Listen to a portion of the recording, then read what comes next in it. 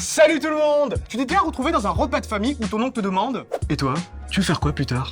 Et là, tout le monde te regarde, le silence s'installe, et tu stresses, comme si la survie du monde en dépendait. Moi, ça m'arrive tout le temps.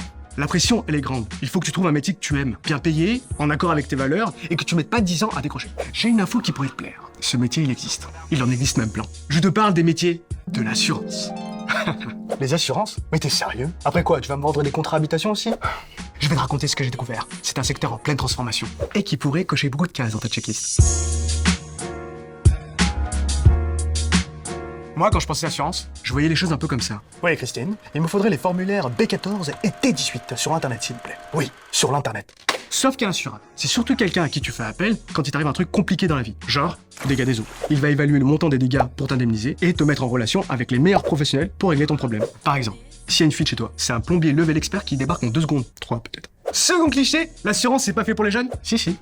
Je sais, tu l'as pensé très fort. Grosse erreur. T'en veux la preuve? Je me suis renseigné en lisant le rapport de l'Observatoire sur les métiers et les formations de l'assurance. Ouais, je sais, j'ai des lectures très intéressantes. En gros, il y a 153 000 personnes qui travaillent aujourd'hui dans les métiers de l'assurance en France. Et la moyenne d'âge, c'est autour de 41, 42 ans. Et puis surtout, 22 000 de ces salariés ont moins de 30 ans. L'année dernière, ils étaient 9 000 à faire partie des nouvelles recrues, et dont la moitié en alternance. Et l'alternance, c'est vraiment top. L'entreprise te paye ta formation, et elle te paye toi aussi. En gros, l'alternance, ça te permet de poursuivre tes études tout en ayant une première expérience en entreprise.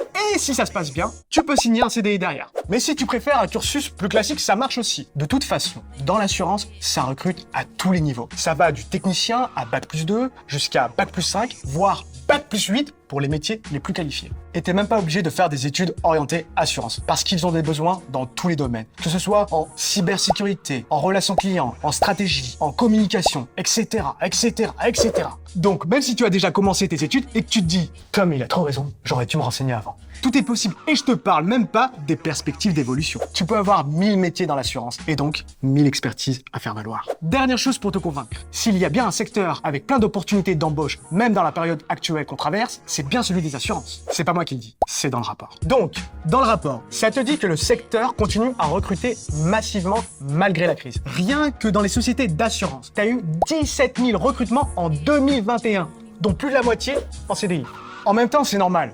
On a tous besoin d'une assurance. Que ce soit une assurance habitation ou une assurance pour ta voiture, si t'en as une. Vu comme tu conduis, il t'en faudrait peut-être 2 des assurances. Alors pour toi, c'est quoi le métier qui coche toutes les cases? Si tu veux le découvrir, va sur j'assuremonfutur.fr et métierassurance.org.